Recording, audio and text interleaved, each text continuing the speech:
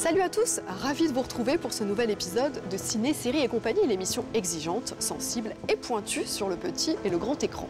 Et quoi de mieux pour vous présenter nos héros de la semaine que cette exposition exceptionnelle consacrée aux inventions des frères Lumière et à l'évolution du cinéma. Dans la super interview, un vrai monument du 7e art français, Monsieur Daniel Auteuil, qui intègre pour la première fois l'univers tendre et drôle d'Olivier Barou pour un film sur l'amitié. Stéphane Charby, qui le connaît bien, est parti à sa rencontre. Lui aussi aime les rencontres. Ce voyageur infatigable pose depuis des années ses valises chez les gens du monde entier.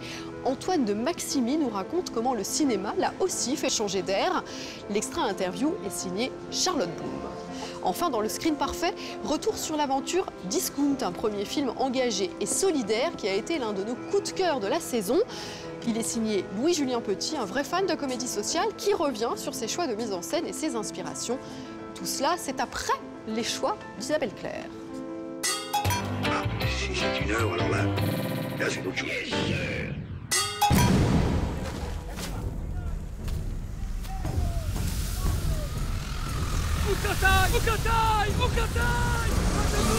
Le grand spectacle de la semaine, c'est résolument Exodus en digital HD, beau comme au cinéma. Christian Bale y joue Moïse, un esprit fort et ambivalent qui brava le grand pharaon Ramsès, entraînant derrière lui des milliers d'Hébreux dans un exode exténuant pour fuir l'Égypte et ses plaies. Ce péplum, signé Ridley Scott, engendra 250 millions de dollars de recettes avec force, effets spéciaux et scènes incroyables comme le passage de la mer Rouge. Une nouvelle lecture de la Bible qui ravira les bigots comme les impies.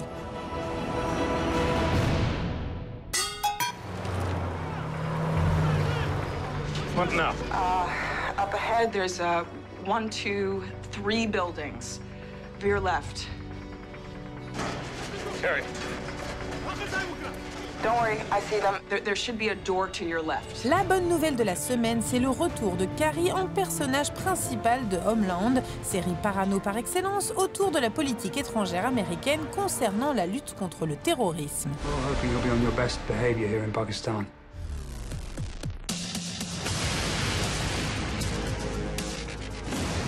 What the hell is wrong with you? What is wrong with you? Débarrassé de Nicolas Brody, qui croupit au bout de sa corde à Téhéran, la 4e saison se concentre autour du personnage joué par l'excellente Claire Danes, qui s'étoffe et devient plus intéressant que jamais. En poste à Kaboul, elle est tiraillée entre ses sentiments et sa traque aux terroristes à tout prix. What do you want? What I said before, I want Islamabad. It's impossible. I already told the president you're coming back to Langley. You need to listen to me. I am not staying here. De nouveaux personnages autour de l'héroïne pour un même constat. L'Amérique dépeinte dans Homeland est un pays qui prend souvent les mauvaises décisions. Happy hunting.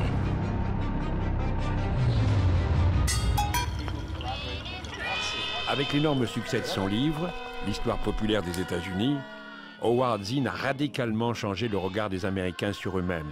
La douce voix de la semaine, c'est celle de l'inénarrable Daniel Mermet qui a longtemps sévi au sein de Radio France et qui nous raconte l'histoire des États-Unis vue par Howard Zinn, historien américain décédé en 2010. La raison pour laquelle vous vous engagez dans l'US Air Force, c'est pour la patrie, pour antifascisme. Dans ce documentaire, la parole est au laissé-pour-compte de l'Amérique, les esclaves, les Indiens, les syndicalistes et tous ceux qui ne sont pas dans les livres d'histoire. C'est ici, à l'emplacement de ce parking, que fut inventé le 1er mai et la journée de 8 heures, dont beaucoup de travailleurs bénéficient aujourd'hui à travers le monde sans en connaître l'histoire. Un point de vue subjectif, bavard et très documenté, des images d'archives édifiantes et beaucoup d'interviews passionnantes pour un film plein d'espoir en l'avenir de l'humanité. Ne quittez pas, dans quelques instants, un premier film autour du monde des échecs et des adolescents furieusement joueurs. Un long métrage au faux air d'Aaron Sorkin qui mêle tous les genres, sport, guerre et art, avec de jeunes talents en devenir, dont Lou Delage.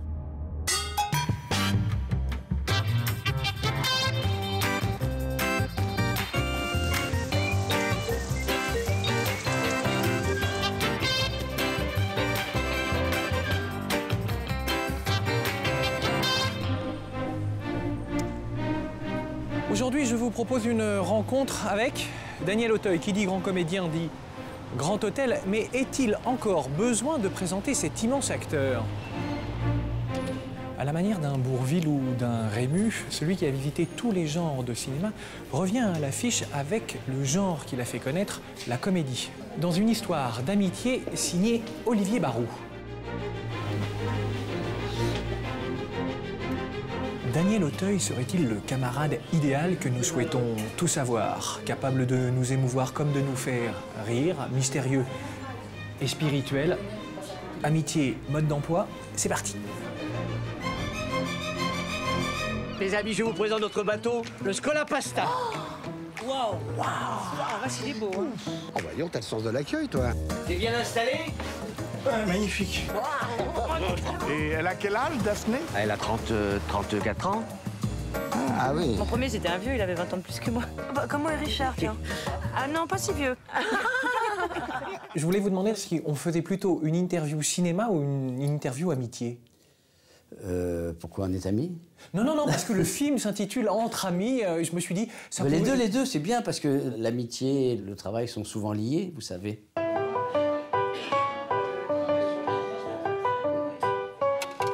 C'était un film qui était totalement bien équilibré, sympathique. Au niveau des égos, il est tout à fait équilibré. C'était un film collectif où chacun avait sa partition. Mais quelle est l'amitié que ces trois personnages partagent? Le personnage joué par Berléand, Junio et le vôtre? L'amitié, c'est une amitié liée à l'enfance. Ce sont trois amis d'enfance. Ça fait des années que j'ai pas été amoureux comme ça. C'est totalement différent de Charlotte. Ça n'a rien à voir. D'accord, mais ça nous fait bizarre. C'était habitué au Luberon. Attends, 20 ans de Luberon, 20 ans de Grillon, j'en pouvais plus. Maintenant, j'ai tourné la page. Hein. Il est paumé, ce type. En fait, il va présenter cette femme qu'il aime. Il a besoin de partager ça avec ses amis. Il se trouve qu'elle a 30 ans de moins que lui. Et encore une fois, ça va énerver, parce que tout ce qu'il fait, ça énerve. Il est maladroit, ce Richard. Il a eu toute sa vie le succès facile, alors... il n'en a pas tiré une forme d'arrogance, mais une forme d'évidence, quoi, par rapport à ça. Et donc, pour ça qu'il énerve. Cette histoire-là, ces gens-là, c'est une volonté, oui, d'être ensemble. C'est difficile d'être ensemble quand on croit qu'on l'est depuis 30 ans ou 40 ans et qu'on croit toujours qu'on l'est. Il faut certains événements dans la vie pour rassembler les morceaux et d'être ensemble en amitié. C'est ce qui va se passer dans ce film-là. T'es jaloux, toi? Bah, bien sûr que je suis jaloux. Ça fait 50 ans que je suis jaloux. J'ai toujours tout réussi. C'est difficile de ne pas être jaloux. Ah, reconnaître qu'il est doué. Doué, intelligent, drôle. Et généreux. Très généreux. Puis t'as vu sa nouvelle fiancée, un canon? Ah oui. Mais j'ai l'impression qu'elle supporte mal le grand air. Oui. Vous-même, vous avez tourné dans de nombreux films où l'amitié est présente. J'ai commencé à les recenser. Vous allez me dire ce qui vous inspire. On commence en 2007, Dialogue avec mon jardinier, Jean Becker, Amitié oubliée, celle d'un ami d'enfance. Ouais. Est-ce que il vous reste un ami d'enfance? Oui, bien sûr, bien sûr. Et vous le voyez toujours? Non, je le vois moins, il existe dans ma tête, il existe dans mon cœur, mais non, je le vois moins, non, je le vois pas, même je le vois pas. En 2006, Patrice Lecomte, mon meilleur ami avec Danny Boone, et de la question est-ce qu'on peut tricher avec l'amitié, et ça c'était très intéressant. On peut tricher, on peut pas tricher en amitié, on peut tricher en inventant des trucs autour de l'amitié, mais pas en amitié. 2002, Pierre Salvadori, magnifique film avec José Garcia, et cette amitié altruiste d'un homme que vous interprétez qui veut sauver un type qui a envie de se foutre en l'air. Oui. L'altruisme, ça c'est une valeur aussi que vous cherchez en amitié? Non. Ben voilà, c'est dit. Non, c'est trop compliqué. Je veux dire, c'est une vocation. Après, c'est une vocation. L'amitié, c'est pas un travail. Tu vois, c'est un truc naturel. Voilà. 1992, Claude Sauté. Comment ne pas évoquer Un cœur en hiver, qui est aussi une histoire d'amitié handicapée, désenchantée. C'est un peu plus tordu, un peu plus pervers. C'est-à-dire, c'est un type qui, au fond, c'est un type qui va qui veut donner une leçon à son ami en lui expliquant que l'amour n'existe pas, voilà, et de quoi je me mêle. En 1982, c'est Édouard Molinaro pour Sans briques, t'as plus rien, avec déjà Gérard Jugnot. Oui. On dit que le seul moyen de mesurer combien on tient à quelqu'un en amour, c'est de le perdre. Est-ce que c'est pareil en amour et c'est pareil avec Édouard Molinaro? Édouard est devenu indispensable à la fin de sa vie, c'est-à-dire que quand j'ai eu besoin de lui, comme on a besoin d'un père qui vous donnerait des conseils sans le moindre intérêt derrière, quoi. Donc c'était la relation que nous avions était dans le travail sur un scénario et sur des scénarios étaient totalement de sa part désintéressés. C'est un ami cher, oui, c'est un ami cher qui est parti. Gérard Jugnot. Lui, il est là, lui. Lui, il est là. Vous aviez tourné en 1978 ce film de Charles Nemes, Les héros n'ont pas froid aux oreilles. Que Gérard avait coécrit avec Nemes, oui. Ouais. Et déjà, pour prendre des vacances, prendre l'air de ses amis du Splendide, j'ai jamais fait partie de l'équipe du Splendide, mais j'aurais aimé. Mais j'ai tourné avec chacun d'eux. Donc, chacun d'eux est devenu metteur en scène et chacune d'elles aussi. Et du coup, je pense que l'attraction que j'avais pour eux, elle devait être réciproque, puisqu'on a passé notre vie en fait à travailler ensemble. Ça vous a manqué, cette idée de communauté, de groupe, de troupe? Toujours, ça m'a manqué. C'est-à-dire que quand on arrive dans une ville qu'on ne connaît pas, qu'on va faire un métier qu'on ne connaît pas, on a besoin d'être en groupe. J'étais admis dans aucun groupe, donc je me suis démerdé tout seul. C'était déchirant à chaque fois de ne pas être pris au conservatoire, de ne pas être pris à la rue Blanche, de ne pas pouvoir intégrer des groupes, quoi. Et ils vous l'ont proposé ou jamais? Non, jamais. Je pense que j'ai jamais demandé non plus. Mais c'est la question ne se posait même pas. Ils étaient totalement homogènes, au complet, quoi. C'était tous les caractères, tous les personnages, tous les trucs. Il y avait tous les cas de figure. Il n'y avait pas la place. Et c'est pour ça que c'était si fort. Moi, je prends les films avec des comédiens intéressants comme vous, comme des documentaires sur ces comédiens. Est-ce qu'on pourrait superposer les films qu'on a cités là, sur l'amitié et votre... C'est évident. Non, mais j'ai compris la question. Bien entendu que c'est une partie documentaire. Bien entendu, c'est une partie qui vous raconte. Ça serait idiot de dire que j'ai rien à voir avec aucun de ces personnages. Bien sûr que j'ai à voir, sinon j'aurais pas pu les jouer. Que faut-il faire et qui faut-il être pour être votre ami? Que faut-il faire? Et rien de particulier. Il faut, je dirais, pas décevoir, voilà, c'est ça. Mais comme c'est réciproque, moi aussi, voilà, c'est un devoir naturel, je veux dire, de pas, voilà, moindre des choses, c'est de pas décevoir, quoi. D'être à l'heure quand on invite à dîner, tout ça. Très bien. On rêve tous d'être amis avec vous, Monsieur Auteuil. Eh bien, accrochez-vous, c'est pas facile. C'est pas facile. Amitié mode d'emploi, on peut dire que Auteuil nous a laissés sur notre faim, probablement par pudeur ou tout simplement parce que chaque acteur est un mystère dont le spectateur doit chercher la clé.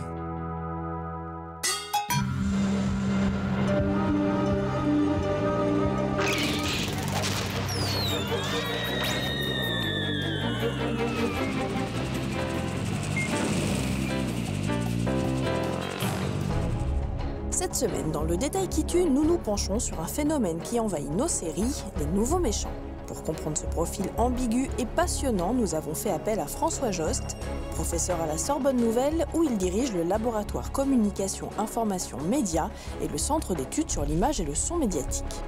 Il a consacré son dernier ouvrage à ce personnage d'un nouveau genre dont il a retrouvé les racines dans le western et la série culte de David Milch, Deadwood. J'ai choisi Deadwood parce que Deadwood est un western assez original dans la mesure où on voit une communauté se construire.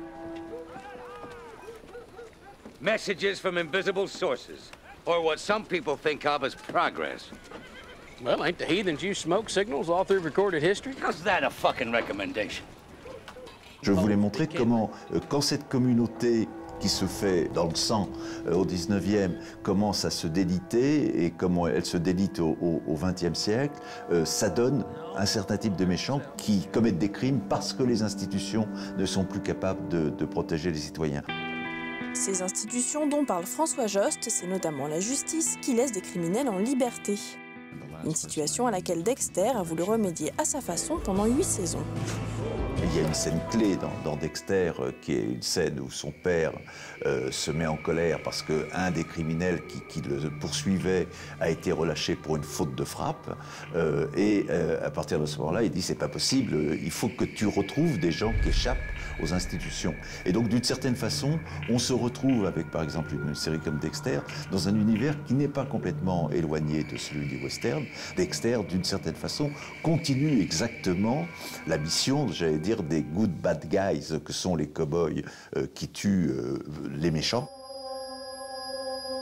Mr. White, you understood what I've just said to you. Yes. Lung cancer. Dans Breaking Bad, ce n'est pas la justice, ou plutôt l'injustice, qui sont à l'origine de la métamorphose d'un citoyen hors la loi, mais le système de santé américain qui ne permet pas à Walter White de soigner son cancer. Breaking Bad, c'est pareil, il y a une institution qui ne fonctionne pas, qui est le système de santé américain. Je crois qu'il chiffre à 737 000 son besoin de dollars pour se faire soigner. Il y a aussi quand même une autre lecture du personnage de Walter White, qui est le désir de construire un empire et d'avoir une superpuissance. À la fin, quand il dit à quelqu'un qui a le cancer, mais on va mourir de toute façon, vivons et faisons ce qu'on a envie de faire, ce point de départ auquel on réduit la série est vraiment qu'un point de départ. À travers ces nouveaux méchants, des êtres fabulateurs et manipulateurs au possible, François Jost voit une mise en abîme du métier fondateur de la série, le scénariste. Ces personnages américains, un des plus grands crimes qu'ils font, à part tuer, c'est de mentir. Ce sont tous des menteurs. C'est un formidable réservoir de récits. C'est-à-dire que ce qui est fascinant dans un personnage comme Walter, c'est qu'il a réponse à tout et qu'il peut toujours inventer des choses. Or, en fait, d'une certaine façon, c'est comme une sorte de mise en abîme du scénariste. C'est-à-dire qu'à l'intérieur même de la série, on voit le travail du scénariste qui est en train de se faire. C'est-à-dire qu'on lui dit, mais comment ça se fait ça? Hop, il trouve la raison et il continue, etc. Donc il y a une jubilation de l'invention permanente. À travers ces personnages sombres et en opposition avec leur monde, ce sont donc les travers de l'Amérique que racontent les séries.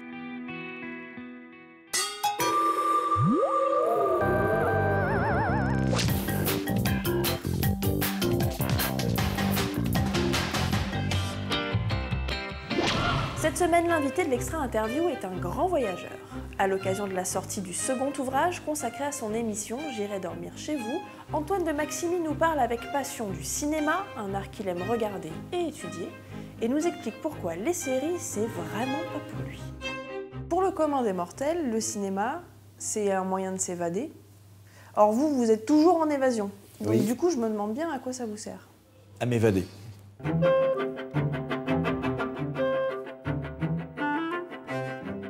En fait, s'évader, c'est s'évader de sa vie. Donc, même quand on a une vie d'évasion, on a envie de s'évader de sa propre vie, et le cinéma, c'est un très bon moyen. Mais en revanche, je vais pratiquement jamais voir de films qui racontent la misère du monde, parce que j'ai pas envie de me faire du mal. Donc si c'est pour me raconter la vie dans ses plus mauvais côtés, j'ai aucune envie d'aller voir ça. Donc je vais plutôt voir des comédies, il n'y en a pas énormément. J'aime beaucoup aller voir les films de science-fiction, parce que là, franchement, tu t'évades.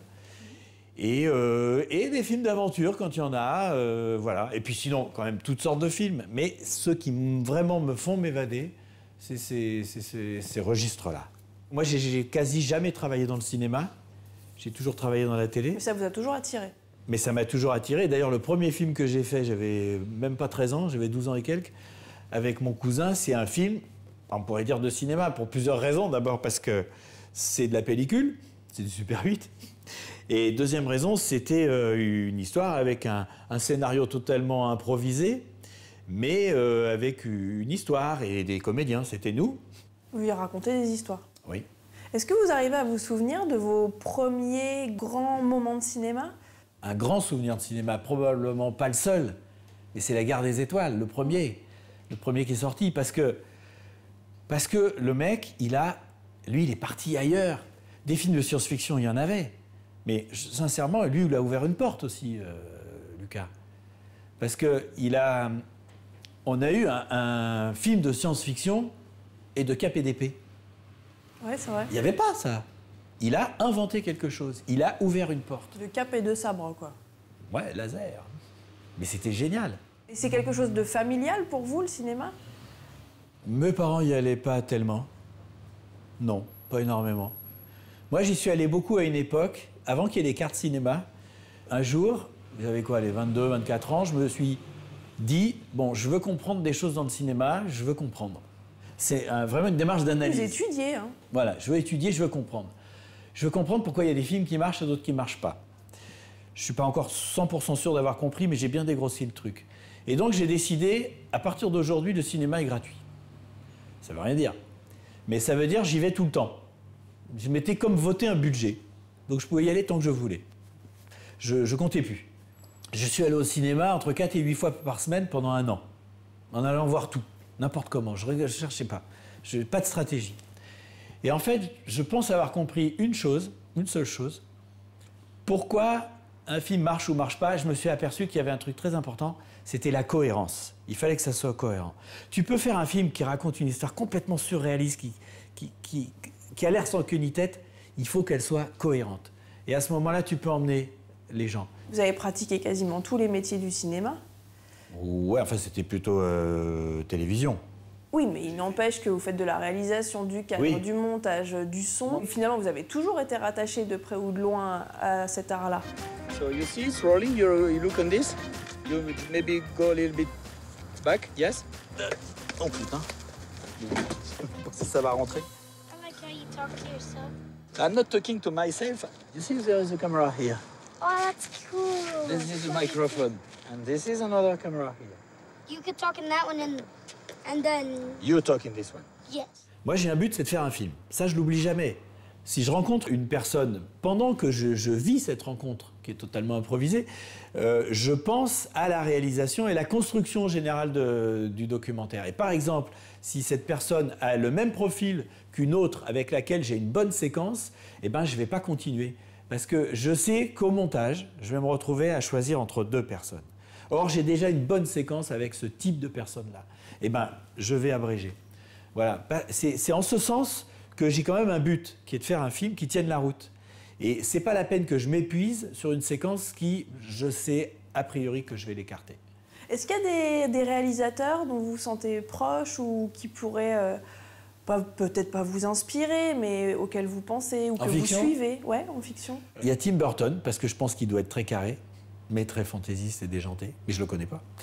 Il y a, je pense qu'il est français, là, La science des rêves, machin. Gondry. Gondry, qui vraiment, j'aime bien. C'est le côté artisan que vous aimez bien?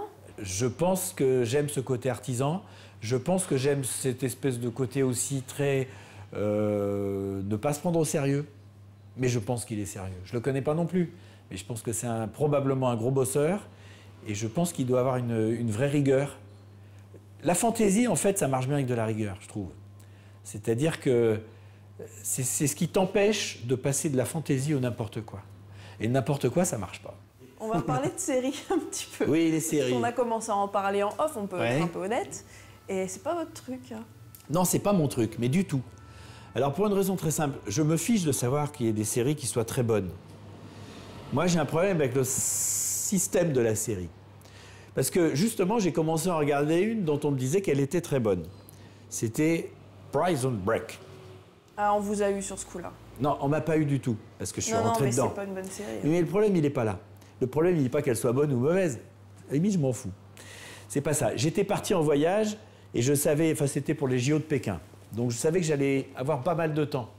Et donc, je suis parti avec un copain qui m'a filé 2 saisons. Et j'ai commencé, mais je ne savais pas ce que c'était qu'une série. Et donc, j'ai commencé à regarder, et puis j'étais captivé. Je regarde 10. Et à la fin des 10, il n'y a pas de fin. Alors, je dis, c'est quoi ça? J'ai déjà regardé 500 minutes, il n'y a pas de fin. Donc, je regarde la 2e série, mais je vais à la fin. Et je regarde la fin du dernier épisode, il n'y a pas de fin. J'ai dit, mais attends, c'est quoi ça? Alors, j'appelle mon pote, qui était je ne sais plus où, et je lui dis, mais c'est quoi ce truc-là? Il n'y a pas de fin. Il me dit, mais c'est une série. Je dis, oui, mais une série, il n'y a pas de fin. Mais non, il n'y a pas de fin. Je dis, mais je ne vais pas passer ma vie à regarder un truc. Et donc, effectivement, je passais, je dirais, du bon temps, parce que j'avais envie de savoir la suite. Mais je ne suis pas prêt à donner tant de temps de ma vie pour faire un truc stérile qui consiste à regarder le travail d'un autre où il n'y a pas de fin. Moi, je trouve ça abscon. Mais il y a des séries avec des fins. Mais même oui, mais si la fin est au bout de 4 saisons. Ah bah oui. Eh ben non.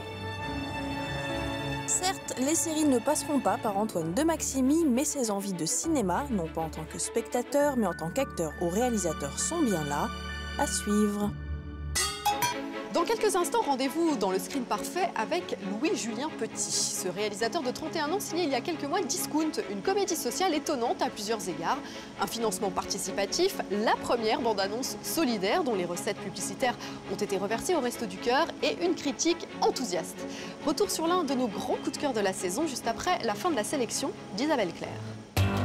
Si c'est une heure, alors là c'est autre chose. Calvin Fournier, première licence à 8 ans, second championnat de France à 14 ans. Il est repéré par Victor Eguet qui décide de l'entraîner. Grand favori du tournoi. Aucune faille de ses adversaires ne lui échappe. Oui, il accompagne le grand favori du tournoi.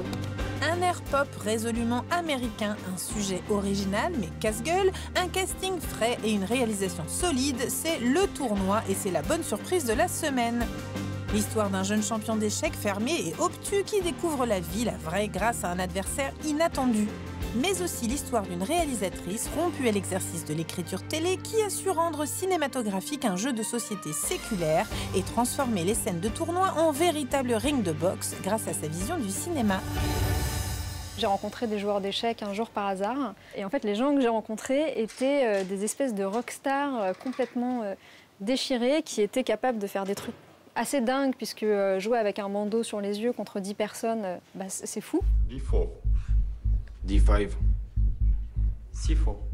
E5. E4. E5. Cavalier F3. Donc une espèce d'intelligence comme ça qui était fascinante, avec à côté une immaturité et une manière de faire la fête et une vie de rockstar. Et là, je me suis dit, bon, il y a un terrain cinématographique, quoi. C'était visuel, c'était fort, c'était prenant, c'était fascinant, c'était dingue. J'ai gagné. J'ai fait comme toi. T'as bien géré. 50 € que le champion de France d'échecs arrive pas à me faire jouer.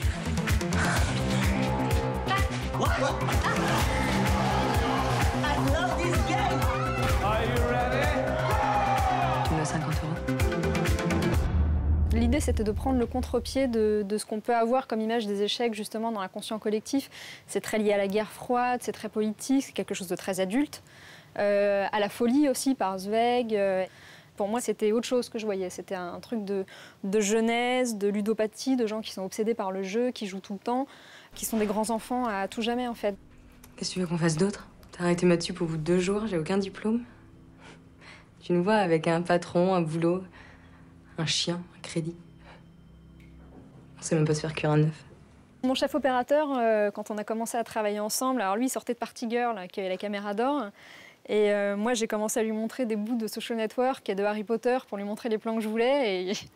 Et les premiers jours, je sentais que le voyage lui faisait bizarre quand même. J'ai montré les lumières de Kubrick qui ne sont pas du tout naturalistes. Je lui ai dit, voilà, c'est ça que je veux. Toujours mêler une lumière froide, une lumière chaude dans le champ. C'était vraiment comme ils ont fait dans Eyes Wide Shut. Pour recréer ce côté vraiment magique que moi je ressentais en voyant des joueurs d'échecs en fait. Je voulais qu'il y ait un côté magique. Ladies and gentlemen, welcome to the 34th Budapest International Open. It's a 7-round tournament, 1 game per day. Each game starts at 2 p.m. Please switch off your mobile. Black start the clock. On s'est dit, bon, comment vont faire les gens qui ne savent pas jouer pour suivre le film? Et moi, je me suis dit qu'en fait, ce qu'il fallait surtout pas faire, c'est filmer les échiquiers. Parce qu'à partir du moment où on filmait les échiquiers, les gens allaient se dire, je comprends pas ce que je vois. Donc en fait, le parti pris du film, c'était de ne jamais filmer vraiment les échiquiers, de ne jamais s'attarder là-dessus et de se concentrer toujours sur les énergies qui circulaient à travers la salle, sur les visages, sur les regards, sur les mouvements, mais jamais sur les échecs. Un pari réussi pour un premier film solide et précis, à l'instar de la gestuelle de ces joueurs d'échecs qu'on ne regardera plus jamais de la même façon. Allez, ciao!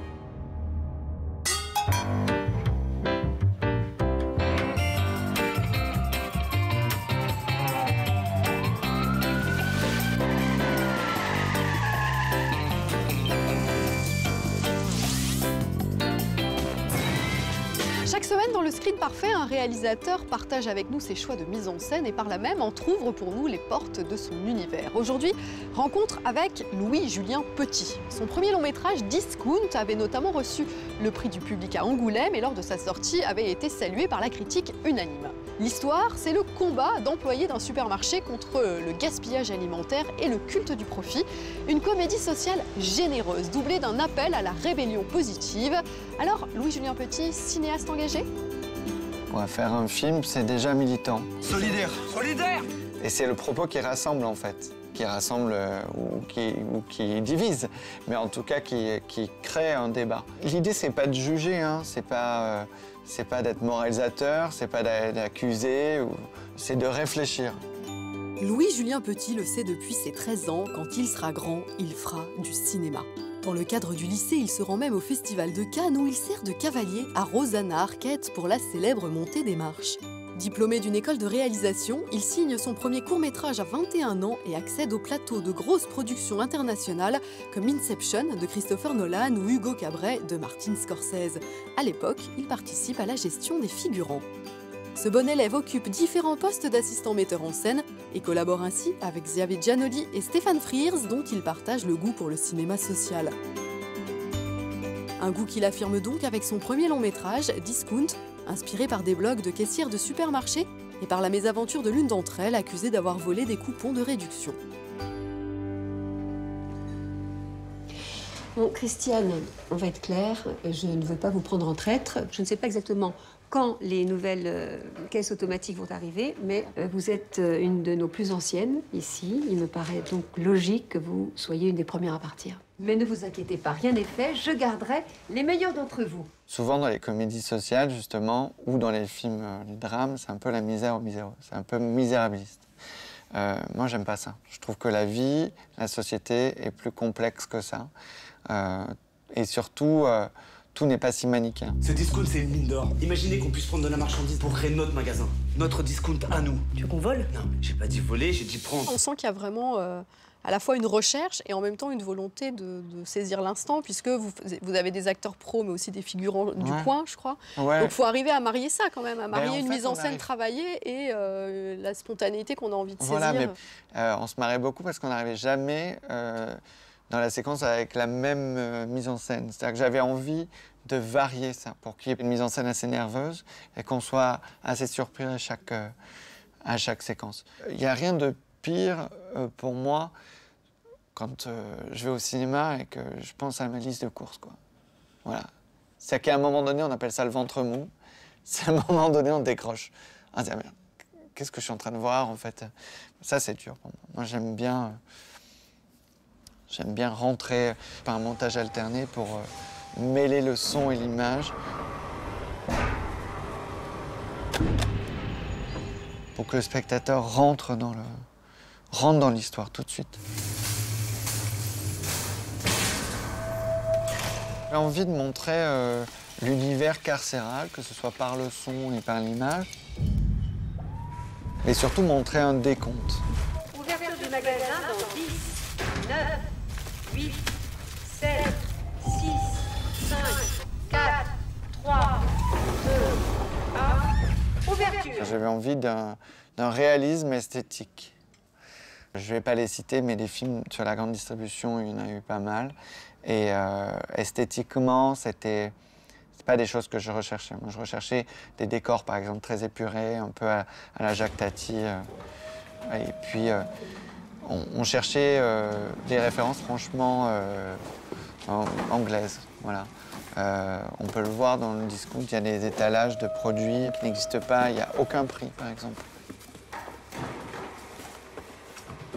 Et c'est une réalisation qui est très dynamique. Je crois que vous tourniez 30 ou 40 plans non, par jour. Ouais. Enfin, voilà, il y a une volonté de ne pas faire il y a une volonté, plan-plan. En fait, on a des caméras qui sont tellement performantes. Maintenant, moi, je voulais, avec David Chambly, mon opérateur, on voulait travailler sur l'image plus que sur la lumière, en fait, et travailler sur une puissance de plan. Parce que moi, je préfère avoir 10 plans où je vais attraper quelque chose d'authentique, de spontané, dans le jeu, dans la figuration, dans tout ça, plutôt que d'avoir un plan stylisé. Mais il y a un plan, par exemple, un des plans de fin qui est un peu inspiré des plans de Cocteau. Il y a une surimpression entre Zabou Bretman et Corinne Maziero. On a mis 4 heures à le faire, parce qu'on était 18 sur le plan. Il y avait la déco qui avait fait une vie de Santin, une fausse vie de Santin, pour qu'on puisse, derrière, éclairer plus que le visage de Zabou, qui elle-même regardait le retour de la caméra de l'autre côté, devait se superposer avec le visage de Corinne Maziero. Ce plan avait énormément de sens et j'y tenais. Là où j'étais intransigeant, c'était sur le temps de travail, sur le temps de jour de tournage et sur la figuration. Voilà. Autant dans le casting que dans le nombre de personnes. C'est très rare un premier film avec autant de figurants. Momo, est-ce que tu as du tarama, s'il te plaît? Ah non, pas du tout. Il n'y a pas de tarama? On a du savon, si vous voulez. C'était important de mêler la figuration, des acteurs non professionnels, une véracité, une authenticité, avec des acteurs, j'appelle les électrons libres. C'est-à-dire des gens qui ont conscience de leur personnage et qui ne le lâchent pas. T'as pas dit que c'était du triple épaisseur? Non, mais par contre, je te dis de me foutre de la paix, c'est mon rien. Je voulais tourner dans le Nord-Pas-de-Calais, c'était important pour moi. J'avais passé 4 mois à Cambrai pour le film que Xavier Giannoli à l'origine. Donc c'était important. J'avais trouvé ça dans les figurants. J'avais trouvé une authenticité, une véracité qu'on trouve peut-être moins à Paris. Et je suis un amoureux des acteurs. Donc j'aime les acteurs, mais les acteurs de complément, les seconds, les premiers. Moi, j'aime bien avoir une diversité en tout cas. Je te donne un ticket. C'est ton passe d'entrée, d'accord? Ça marche. Tu me donnes ça demain matin à 5 h, tu passeras avant les autres. Ok, no problème. Et eux, c'est qui? Ah, c'est Walid. Ouais. C'est potes d'enfance, nous. T'as une bonne tête de délinquant, hein? Le système fait accepter les comédies ou les drames, mais rire de choses pas drôles, c'est vrai que c'est propre aux anglo-saxons, c'est propre aux italiens. Voilà, moi évidemment, c'est les films de Ken Loach, les films de Stephen Frears, c'est des films qui ont été faits post-Thatcher, quoi. Post-société pressurisée, je trouve qu'on en est... Le parallèle, il est clair avec la France. Voilà, qu'est-ce qu'on fait quand un système nous pousse à être individualiste, à penser qu'à soi, etc. Ça, c'est une vraie réflexion. Mais c'est utopiste, hein, voilà, j'ai 30 ans, j'ai envie d'y croire. Hein. L'envie d'y croire tout en dénonçant toujours les travers du système. Louis-Julien Petit travaille actuellement sur l'adaptation d'un livre autour de la souffrance au travail. Ses héroïnes, Corinne Maziero encore et Isabelle Adjani. Ciné, séries et compagnie, c'est tout pour aujourd'hui. Mais n'éteignez pas votre écran, vous le savez, vous pouvez voir et revoir nos aventures sur OCS Go notamment. Et un conseil, ne manquez sous aucun prétexte cette exposition exceptionnelle, absolument passionnante au Grand Palais. Lumière, le cinéma inventé, histoire de découvrir les innombrables créations des frères Lumière. Nous, on se donne rendez-vous la semaine prochaine. Salut!